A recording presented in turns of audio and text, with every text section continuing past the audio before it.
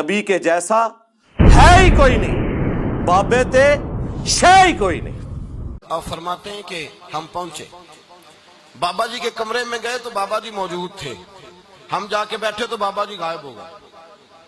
थोड़ी देर गुजरी तो आए, सलाम के बाद पहले लफ्ज पता उनके क्या थे, कहने लगे इब्ने सका, तू क्या कहता था ऐसा सवाल करूंगा जवाब नहीं आएगा, मैं तेरे अंदर से कुफर की बू देख रहा हूं, कुफर की बू देख रहा हूं, तो रब के बंदे से दुश्मनी करता है।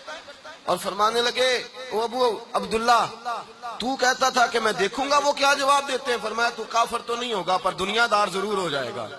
कहता फिर बाबा जी ने रुख फेरा गौसे पाक की तरफ और कहने लगे अब्दुल कादर, तू कहता था मैं रब के बंदे का दीदार करने जा रहा हूं। फरमाया जा, मैं तुझे दुआ देता हूं, जब तक तेरा कदम नहीं लगेगा अल्लाह किसी को विलायत अता नहीं करेगा। जा, मैं तुझे दुआ देता हूं, जब तक तेरा कदम नहीं लगेगा रब किसी को विलायत। बुखारी और मुस्लिम दोनों में हदीस है, हजरत उसामा इब्न ज़ैद कहते हैं कि एक जंग के दौरान काफिर से लड़ाई करते हुए जब काफिर मेरी तलवार के नीचे आया तो उसने मौत के डर से उस वक्त कलमा पढ़ दिया, लेकिन इसके बावजूद मैंने उसे कत्ल कर दिया। लेकिन बाद में मुझे इस चीज़ का कलक था, मैं गिल्ट फील कर रहा था दिल में कि मुझसे मसला मिस हैंडल हुआ है, कलमा तो उसने पढ़ लिया था। काफ़ी दिन तक तो उनकी कशमकश जारी रही अंदर ही अंदर। फिर एक दिन हिम्मत करके हुजूर से भी अर्ज़ कर दी कि अल्लाह के नबी इस्लाम, इस तरह एक जंग या बैटल फील्ड में एक काफिर से जब मेरी लड़ाई हुई, अब ज़ाहिर है ऐन मुमकिन है कि वो काफिर इनको मार देता, तो जब वो मेरी तलवार के नीचे आया तो ऐसी कैटास्ट्रॉफिक कंडीशन में हम भी वही डिसीजन करते हैं जो हजरत उसामा ने किया। तो उन्होंने कहा या रसूलल्लाह, उसने कलमा पढ़ दिया, मैंने इसके बावजूद उसे कत्ल कर दिया। तो आपने फरमाया जब उसने कलमा पढ़ लिया था तो उसामा तूने उसे क्यों कत्ल किया? कहा या रसूलल्लाह, उसने डर के कलमा पढ़ा था। तो आपने फरमाया क्या तूने उसका दिल चीर लिया था? उसामा तू क्या करेगा जब क़यामत वाले दिन वो अल्लाह के हुजूर कलमा पढ़ता हुआ तेरे खिलाफ मुकद्दिमा कायम कर देगा? उसामा तू क्या करेगा? उसामा तू क्या करेगा? उसामा तू क्या करेगा?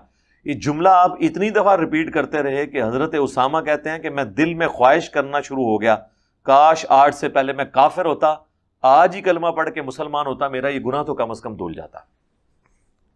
हजरत उसामा से जब नबी इस्लाम ने कहा कि तूने दिल चीर लिया था, तो हजरत उसामा को चाहिए था कि वो कहते कि या रसूलल्लाह, गौस, कुतुब, अब्दाल, आम पीर भी अपने मुरीदों के दिल के हाल जानते हैं, और मैं तो बड़ा उलुल अज़म सहाबी हूं, मैं आपके लाडले मुंह बोले बेटे ज़ैद इब्ने हारसा, जो वाहिद सहाबी जिसका नाम कुरान में आया सूरतुल अज़ाब में और किसी सहाबी का नाम कुरान में नहीं आया, मैं उसका बेटा हूं। और या रसूलल्लाह, मैं तो इतना लाडला हूं कि सही बुखारी में हदीस है कि नबी इस्लाम अपने गोद में जानों में एक तरफ हसन इब्ने अली को बिठाते थे, दूसरी तरफ उसामा इब्ने ज़ैद को। जब गौस, कुतुब, अब्दाल दिलों के हाल जान लेते हैं, इल्मुल गैब जानते हैं, तो या रसूलल्लाह मैं भी जान लेता हूं, क्यों नहीं? मैंने भी दिल चीर के देख लिया था कि वो अंदर से नहीं पढ़ रहा था। आपको हम फार्मूला लिख देते हैं, वो कहते हैं दिल को छोड़ दें। ये इंजीनियरिंग का एक फार्मूला है, हमारे मशीन डिजाइन का या मैकेनिक्स ऑफ मशीन्स का। ये आपके आलिम साहब सिर्फ इसे रिसाइट कर दें कि लिखा क्या हुआ है। ये नहीं हम आपसे पूछ रहे कि ये किस चीज का फार्मूला है, और ना ये पूछ रहे हैं कि इसका मतलब क्या है, सिर्फ उसे देख के पढ़ के बता दें कि लिखा क्या हुआ है। अल्लाह के फजल से कोई दुनिया का कोई बड़े से बड़ा बुजुर्ग भी उस फार्मूले को पढ़ नहीं सकता। तो समझाना कहां से, दिल का हाल जानना सब कहानी है। इस तरह कोई भी नहीं किसी का दिल का हाल जानता। अगर कोई शख्स ये दावा करता है ना कि कोई शख्स किसी के दिल का हाल जान लेता है, तो सर फिर गोरा इस तरीके से एनालिसिस नहीं करता। गोरा ने तो सब कुछ फेल कर चढ़ा है, क्योंकि वो लॉजिक के ऊपर खड़ा हुआ है ना। तो 100 बंदे बिठाए जाएंगे जिनका ये यकीन हो कि किसी का दिल का हाल अल्लाह के सिवा कोई नहीं जानता, और फिर बाबे नु क्या, हाँ जी भाई इधर शुरू होना जरा, ऐदे दिल किया, ऐदे दिल किया, सारे नु मैं एक लादा फार्मूला लिख के देंगा और दिल सोच के रखणगे। और फिर ये नहीं उन्हें कहना कि इन्हें दिली फार्मूला सोचा है, ना ना ना ना, ये दसना केड़ा फार्मूला, उन्हें पढ़ के ते ब्लैक बोर्ड ते लिख के समझाना है। वो तो जनाब लिखे हुए नहीं पढ़ सकते, छोड़ दो, इन्हों की क्या हालत है। बादशाह ने ऐलान किया हिंदुस्तान के सबसे बड़े जादूगर को बुलाया जाए। अजय पाल सबसे बड़ा जादूगर बुलाया गया। बादशाह ने उसको कहा सुन, ये मामला, मुंह मंगा इनाम मिलेगा तुझे, इनसे मुकाबला कर। तूने अगर इनको शिकस्त दे दी तो मैं मुंह मांगा इनाम दूंगा तुझे, सोने चांदी में तोड़ दूंगा। उसने कहा फिक्र ही ना करें आप। मगर उसने ख्वाजा साहब को देखा नहीं था। मुकाबले का ऐलान हो गया। मैं वो हदीस आपको इनका ना सहीहन सुना चुका हूं। हुजूर ने फरमाया मेरी उम्मत के उलमा बनी इसराइल के नबियों जैसे होंगे, नबी नहीं होंगे, काम ऐसे करेंगे जैसे नबियों ने किया। मूसा अलैहि सलाम का मुकाबला जादूगरों से हुआ था या नहीं? अब ख्वाजा साहब का मुकाबला हो रहा है जादूगरों से। तारीख का ऐलान हो गया, लोग जमा हो गए, बादशाह ने भी कुर्सी लगा ली, अपनी दुनिया आई देखने। हजरत साहब ने अपने मुरीदों को बिठाकर अपनी लकड़ी से आयतल कुर्सी पढ़ के दायरा बना दिया। क्या पढ़ के? हाँ, आयतल कुर्सी। फरमाया इस दायरे से बाहर ना निकलना, यह हिसार बना दिया है तुम्हारे इर्द गिर्द हिफाजत के लिए। उधर उसने जादूगर ने राजा से इजाजत लेकर कहा जी शुरू करूं? उन्होंने कहा बिल्कुल करो। उसने राजा से इजाजत लेकर सांप बनाए, सांप फेंक दिए, रस्सियां फेंक दी, सांप बन गए, मुंह खुल गए उनके। सारे दौड़े हुए जा रहे हैं जिधर ख्वाजा साहब और उनके लोग बैठे, उधर उसका सारा मजमा तालियां बजा रहा है, खुश हो रहा है कि देखो जादूगर ने क्या कमाल दिखाया, ये सांप अभी जाएंगे और इन सबको काटेंगे और खड़क कर जाएंगे। मगर उस दायरे के करीब आके सारे मट्टी बनते जा रहे हैं, सारे सांप मट्टी बन गए, लोगों के चेहरे उतर गए। हम तो समझ रहे थे ये सांप है, अभी काम हो जाएगा। बादशाह ने कहा क्या हुआ? उसने कहा जी दाव होते हैं, मेरा एक दाव इन्होंने नाकाम कर दिया, मैं दूसरा दाव चलता हूं। उसने दूसरा दाव चला, ऊपर से आग गिराई। क्या गिराई? आग। वो आग लोगों को नजर आती रही, नीचे आ रही है, मगर उस दायरे के करीब नहीं गई। वो भी उसका दाव नाकाम हो गया। उसके पास हिरन की खाल, जिसको वो मर्ग छाला बोलते थे, वो उस पर बैठा और उसने अपना जंतर मंतर पढ़ना शुरू किया। वो खाल ऊंची होनी शुरू हो गई, वो अच्छा खासा हवा में उड़ के ऊंचा हो गया। लोग फिर बड़े खुश हुए कि ये ऊपर से जाए, पता नहीं बम गिराएगा या क्या गिराएगा, इतना ऊंचा हो गया है। लोग तालियां बजा रहे थे, वो खासा ऊंचा चला गया। हजरत ख्वाजा साहब के पास आपकी चप्पल रखी हुई थी, लकड़ी की, जिसको खड़ाऊं कहते हैं, पुराने लोग बरतते थे, अभी भी कहीं होंगी खड़ाऊं। हजरत ने यूं ही ऐसे ही हवा में उछाल दी। लकड़ी उड़ती है, पूछ रहा हूं, मगर किसके हाथ से निकली है? ख्वाजा साहब ने यूं उछाली, वो सीधी उसके सर पर चली गई और तबला बजाना शुरू कर दिया। उसके ऊपर, सर के ऊपर मुसलसल जैसे तबला बजता है, बजते बजते बजते उसको नीचे ले आई। तो समझ गया मैंने जितने दाव चले हैं वो जादू हैं, ये जो अल्लाह वाला कर रहा है ये जादू नहीं। मूसा अलैहि सलाम असा फेंका था, अजदहा बन गया, उसके सांपों को खा गया, वो जादूगर था, समझ गया मैं जादूगर हूं, ये जो कर रहे हैं ये जादू नहीं, क्योंकि उसको जादू आता था। यहां भी जादूगर ने पहचान लिया, कहने लगा हजरत मैं मान गया हूं, आप जो कर रहे हैं वो जादू नहीं है। क्या है? फरमाया ये ईमान की कुव्वत है। आपने उसको दावत इस्लाम दी, वो मुसलमान हो गया। मौजज़ात को हम मानते हैं, लेकिन सिर्फ पैगंबरों के हक में, क्योंकि पैगंबरों को अल्लाह ने मनवाना होता है। किस लिए? अपने तारुफ के लिए। पैगंबरों के बाद किसी को अल्लाह ने मनवाना नहीं होता, इसलिए वो दूसरी टर्म उसके लिए यूज हम करते हैं, करामत। करामत का मतलब ही है कि किसी के ऊपर अल्लाह का करम हुआ, अल्लाह ने उसकी इज्जत अफजाई की, उसने कोई दुआ की और वो कबूल हो गई। करामत और मुअज्जा अलग चीज है। मुअज्जा भी कोई करके नहीं दिखा सकता जब तक कि अल्लाह ताला की तरफ से इज़्न ना हो जाए। मसलन जब मूसा अलैहिस्सलाम के बारे में कुरान हकीम में कई जगह यह वाक़या आया है, सूरतुल क़सस के अंदर, सूरतुल आराफ के अंदर, सूरह ताहा के अंदर, जब अल्लाह से उनकी पहली मुलाकात हुई है, उसकी कैफियत अल्लाह बेहतर जानता है। और अल्लाह ताला पूछा तेरे हाथ में क्या है? उन्होंने कहा आसा है, मैं इससे जो है वो अपनी बकरियों के लिए पत्ते झाड़ता हूं और भी बाकी काम भी इससे करता हूं।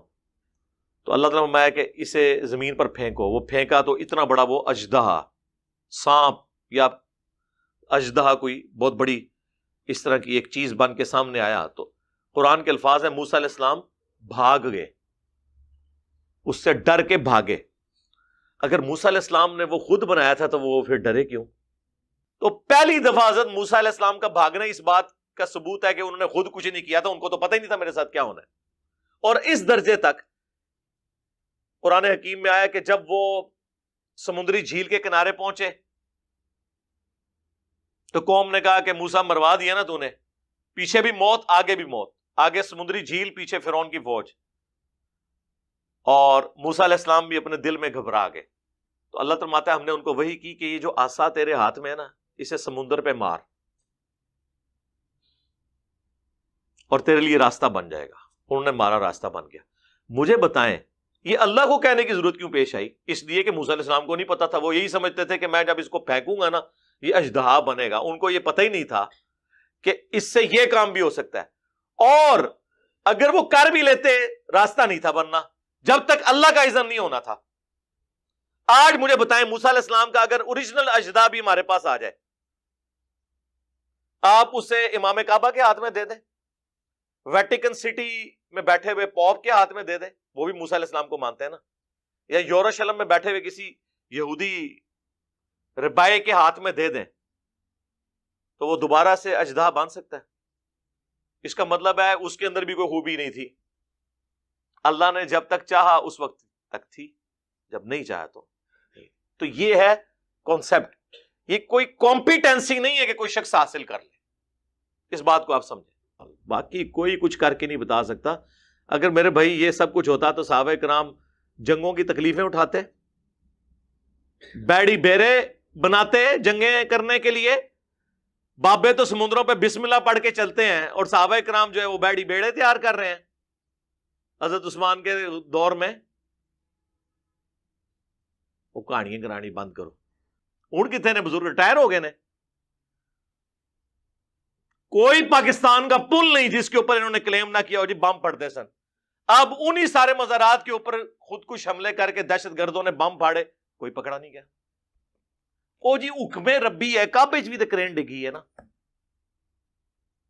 کعبے میں کرین گرنے سے پہلے بھی بہت واقعات ہوئے ہیں. کعبے کی اللہ نے گارنٹی کب لی ہے؟ کعبے کا ایک واقعہ جو رپورٹ ہوا ہے وہ ابراہ کے لشکر والا ہے، اور وہ بھی اس سال نبی علیہ السلام نے پیدا ہونا تھا. ہاتھیوں کو اللہ نے ہلاک کر کے اس سال کو ایک یادگار بنایا. ورنہ صحابہ کے دور میں یزید جب بادشاہ تھا تو خانہ کعبہ کے اوپر اس نے چڑھائی کی. صحیح مسلم کے اندر آتا ہے خانہ کعبہ کی دیوار ڈیمیج ہوئی، غلاف کعبہ جل گیا. اللہ نے کوئی حفاظت نہیں کی. اس کے بعد حجاج کے دور میں ایسے ہوا. کئی ایک واقعات ہیں. بخاری مسلم دونوں میں حدیث ہے قرب قیامت میں ایک پتلی ٹانگوں والا حبشی کعبے کی اینٹ سے اینٹ بجا دے گا. کوئی حفاظت نہیں اس طرح کی ہونی ایکسٹراڈنری. ہم نے کرنی ہے حفاظت. امت کا کام ہے کہ گستاخیاں ہو رہی ہیں تو وہ اس کے حوالے سے کوئی لائے عمل تیار کرے. تو امت کے وہ بابے جو کہتے ہیں ہم یوں کر دیتے ہیں تو کرو نا جی. اللہ کی طرفوں آرڈر نہیں. اچھا اللہ یہ کہہ رہا ہے کہ گستاخیاں کراؤ. اللہ کی طرفوں تو آرڈر ہے کہ آپ نے اپنے پیغمبر کے لیے النبی اولا بالمؤمنین من انفسہم وازواجہ امہاتہم. نبی مومنین کی جانوں سے بڑھ کر ان پر حق رکھتے ہیں، اور نبی کی بیویاں امت کی مائیں ہیں. آرڈر تو پہلے کا ہوا ہے کہ اپنی جان بھی دے دینی ہے نبی کے لیے. سارے یہ فراڈیے اس قسم کے جو ہے وہ مارکیٹ کے اندر ہیں. تو میں کہتا ہوں خدا کے لیے یہ اس طرح کے قرآن پاک کے جو واقعات ہیں وہ اور ہے. تخت بلقیس کا واقعہ لے آتے ہیں کہ جی وہ تخت بلقیس کا جو واقعہ اس کے اوپر میری ڈیٹیل ویڈیو موجود ہے. ایک شخص حضرت سلیمان علیہ السلام کا درباری تھا. پتہ نہیں وہ اب جن تھا، فرشتہ تھا، یا وقت کا کوئی اور پیغمبر تھا. اس زمانے میں تو ایک سے زیادہ پیغمبر بھی ہوتے تھے جس کو اللہ تعالیٰ نے کیپیبلٹی دی ہوئی تھی. اگر آپ سمجھتے ہیں اس طرح کی چیزیں ٹرانسفر ہوئی ہیں تو کرو نا، کر کے دسو. ایک نگاہ مارو نا، اور رشیا کا سارا تیل جو ہے زمین کے اندر وہ پاکستان میں آ جائے، سعودیہ کا سارا تیل ادھر آ جائے. کرو نا نگاہ مار کے. تخت غائب کیتا ہے نا، وہ ایک ایکسٹراڈنری واقعہ. اور دیکھیں اس کے بعد بھی حضرت سلیمان علیہ السلام نے اس بندے کی کوئی تعریف نہیں کی. کہا ھذا من فضل ربی، یہ میرے رب کا فضل ہے تاکہ مجھے آزمائے کہ میں اس کا شکر گزار بندہ بنتا ہوں یا نہیں. کہ ایک وہ معجزے کی کیٹیگری میں فال کرتا ہے. اور انبیاء کو منوانا اللہ نے اپنے ذمہ لیا ہوا ہے. انبیاء کے بعد کوئی کچھ کر کے نہیں دکھا سکتا. نیور.